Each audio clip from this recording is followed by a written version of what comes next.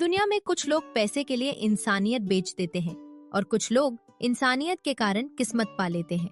आज की ये कहानी है 10 रुपए की बिरयानी की, जो सिर्फ पेट नहीं बल्कि नियत और नीयत दोनों को परखती है। गांव की मुख्य सड़क पर एक ठेला लगा है जिस पर मोटे अक्षरों में लिखा है 10 रुपए की जायकेदार बिरयानी, और जिसका ठेला लगा है उसका नाम है मंगरू।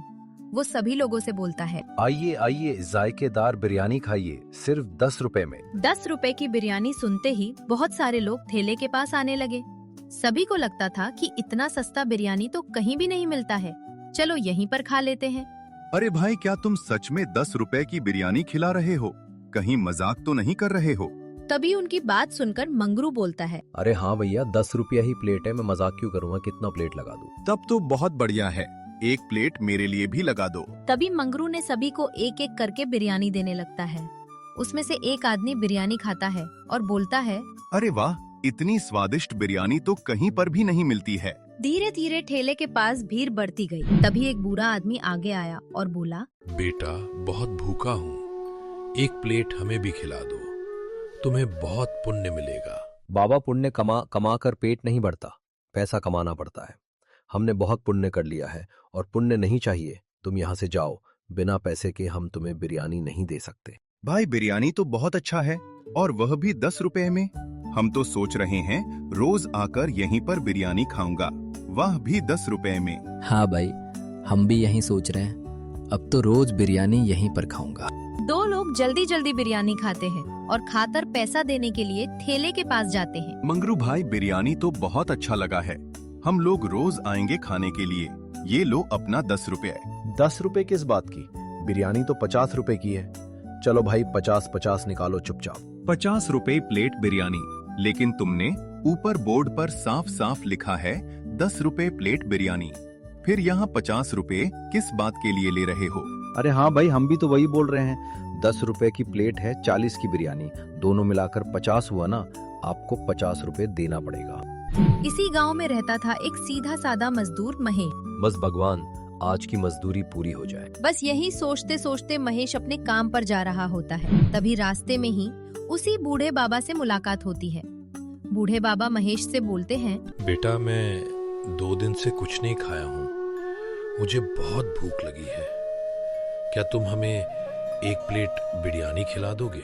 हाँ बाबा, जरूर, क्यों नहीं, चलिए आपको हम बिरयानी खिलाते हैं। इतनी बात बोलने के बाद महेश ने बूढ़े बाबा को लेकर ठेले वाले के पास जाता है और बोलता है, भाई साहब, एक प्लेट बिरयानी बूढ़े बाबा को दे दो, पैसा हम देंगे। बिरयानी वाले ने फटाफट एक प्लेट बिरयानी बनाई और बूढ़े बाबा को दे दिया। उसके बाद जब महेश ने ठेले वाले को 10 रुपए दिया तो ठेले वाले ने बोला, भाई साहब, एक प्लेट बिरयानी का 50 रुपए हुआ आपको 50 रुपए देना पड़ेगा। महेश के पास पूरे दिन की कमाई 50 रुपए ही थी। महेश कुछ देर सोचता है और 50 रुपए देकर चला जाता है। रास्ते में जाते समय महेश बस एक ही बात सोचता है, केवल मेरे पास 50 रुपए थे, आज घर का राशन कैसे जाएगा। महेश के घर में उसकी पत्नी रहती थी जिसका नाम था नंदिनी। महेश की पत्नी बहुत संस्कारी और मेहनती थी। जब महेश घर जाता है तो उसकी पत्नी बोलती है, क्या हुआ महेश, आज राशन नहीं लाए, कुछ कम नहीं हुआ क्या? अरे क्या बताऊं, रास्ते में एक बूढ़े बाबा मिल गए, वो बहुत भूखे थे, उनको खाना खिला दिया, सारा पैसा खत्म हो गया। इतनी बात सुनते ही नंदिनी ने बोला, कोई बात नहीं, आपने भूखे को खिलाया है, भगवान जरूर साथ देंगे। आज खाने में बिरयानी बनाए हैं, चलिए खा लीजिए। अरे वाह, क्या बात है नंदिनी, तुम बहुत अच्छी बिरयानी बनाती हो। उसके अगले दिन महेश अपने काम पर चला जाता है। महेश अपने काम बहुत ही ईमानदारी से करता है।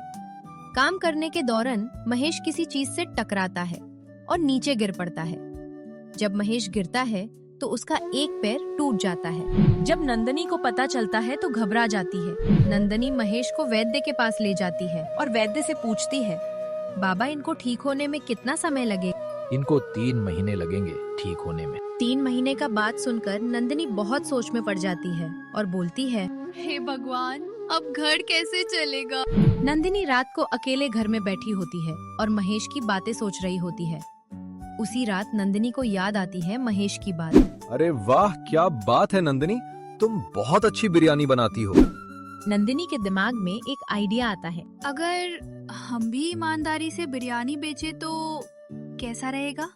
हम भी कल से बिरयानी की दुकान लगाएंगे। अगली सुबह नंदिनी ने घर के कुछ ही दूर पर अपना बिरयानी का ठेला लगा दिया, वो भी सिर्फ 10 रुपए प्लेट। तभी सामने से गांव के 2 लोग आते हैं और देखते हैं नंदिनी ने भी 10 रुपए का बोर्ड लगाया है, तो बोलते हैं, ये देखो, ये भी 10 रुपए प्लेट की बिरयानी।